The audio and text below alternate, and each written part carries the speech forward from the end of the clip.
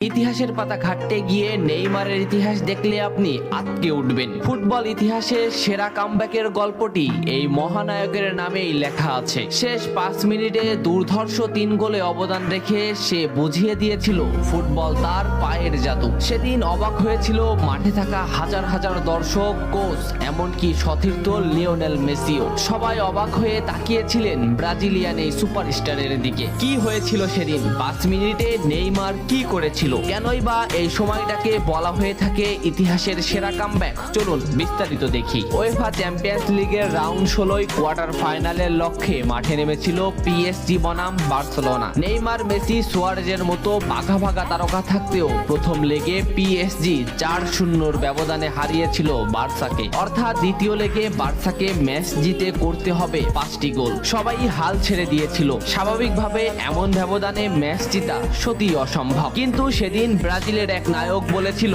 এটা সম্ভব, আমরা এটা করে দেখাবো। যেভাবেই হোক না কেন আমরা দলকে ম্যাচ জেতাতে চাই। 2017 সালের 8 মার্চ অনুষ্ঠিত হয় এই ম্যাচের দ্বিতীয় লেগ। ম্যাচের শুরু থেকেই ক্ষিপ্ততা আর দক্ষতা দেখাতে শুরু করেন নেইমার। এই ম্যাচে যেন আবির্ভাব হয় কোনো এক নতুন নেইমারের। এই নেইমারকে তো কেউ চেনে না। ম্যাচের 3 মিনিটেই লুইস সুয়ারেজ পেয়ে যায় প্রথম গোলের দেখা। এরপর নেইমারের ক্ষিপ্ততায় একের পর এক আক্রমণ সাজাতে থাকে বার্সা। এদিন যেন নেইমারকে কোনোভাবেই আটকাতে পারছিল না পিএসজি। নেইমারকে আটকাতে একের পর এক ফাউলই বেছে নিয়েছিল তারা। ম্যাচের 40 মিনিটে লেভিনের আত্মঘাতী গোলে বার্সা পায় দ্বিতীয় গোলের দেখা। ম্যাচের 50 মিনিটে ক্ষিপ্ত থাকা নেইমারকে ডি বক্সের ভিতর ফাউল করে ফেলে দেওয়া হয়। এতে বার্সা পেয়ে যায় পেনাল্টি। পেনাল্টিতে গোল করে দলকে এগিয়ে নেন লিওনেল মেসি। তবে যেমনটা ভাবছিলেন এই ম্যাচের গল্প ফুটবল বিধাতা তেমন ভাবে লেখেননি। 62 মিনিটে বার্সার কফিনে শেষ প্যারাটা পুড়ে দেন এডিনসন কাভানি। এতেই স্তব্ধ হয়ে যায় ক্যাম্প নু।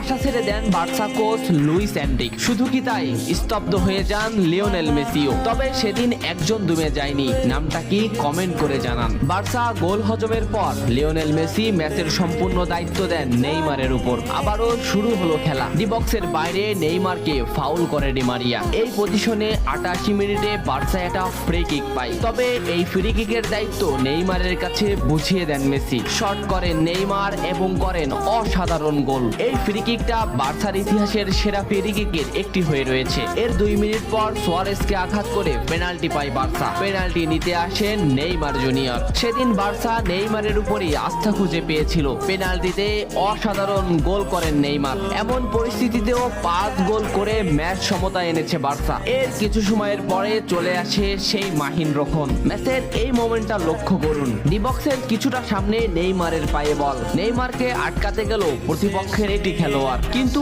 নেইমার শর্ট মোমেন্ট নিয়েও শট না করে বলটি সামনে আগালেন। এই মোমেন্টটা লক্ষ্য করুন। নেইমার একবার গোলের দিকে তাকালেন। এতেই সে বুঝে ফেলেছে কোথায় বলটি দিতে হবে। নেইমার শট নিলেন। আপনি সাধারণ চোখে এটাকে একটা শট দেখলেও এটা হলো সেই শট যা লিখেছিল ইতিহাসের সেরা কামব্যাকের অধ্যায়। নেইমার এমন ভাবে শটটি নিয়েছিলেন যাতে রবের্তো শুধু পা লাগিয়ে গোল করেছিলেন। শেষ 5 মিনিটে সেরা 3টি গোলে অবদান রেখে সেদিন ইতিহাসের সেরা কামব্যাকের নায়ক হয়েছিলেন ব্রাজিলিয়ান এই সুপারস্টার। সবাই যেখানে স্তব্ধ হয়ে গিয়েছিল নেইমার সেখান থেকেই শুরু করেছিলেন। নেইমার বুঝিয়ে দিয়েছিলেন নিজের দৌড়ত্ব। ইতিহাসের সেরা কামব্যাকটা বার্সা নেইমারকেই উৎসর্গ করেছিল। এ ম্যাচে নেইমারের পারফরমেন্স ছিল আকাশচুম্বী। মাঠে থাকা দর্শকরা শুধু নেইমারের দিকেই তাকিয়েছিলেন। নেইমার এমনই, যখন জ্বলে ওঠে তখন সব পুড়িয়ে দেয়, সব তছনছ করে ফেলে। ইতিহাসের সেরা কামব্যাকের নায়ক সেদিন পিএসজি কে হারিয়ে বার্সার সমর্থকদের মুখে হাসি ফুটিয়েছিলেন। বার্সা ফ্যানরা কি এদিনের কথা ভুলে গেছে? নেইমারকে ভোলা যায় না। নেইমারের এই অবদানের কথা ভুলতে হলে ফুটবলকেই ভুলতে হবে। ফুটবল আর নেইমার এমনই, এরা আপনাকে কাঁদাবে, হাসাবে, আবার কখনো কখনো অসম্ভবকে সম্ভব করে দিবে। নেইমার সেদিন অসম্ভবকেই সম্ভব করেছিলেন। ভিডিওটা কেমন লেগেছে অবশ্যই জানাবেন। এত সময় সাথে থাকার জন্য ধন্যবাদ। নেক্সট ভিডিও আসছে খুব তাড়াতাড়ি।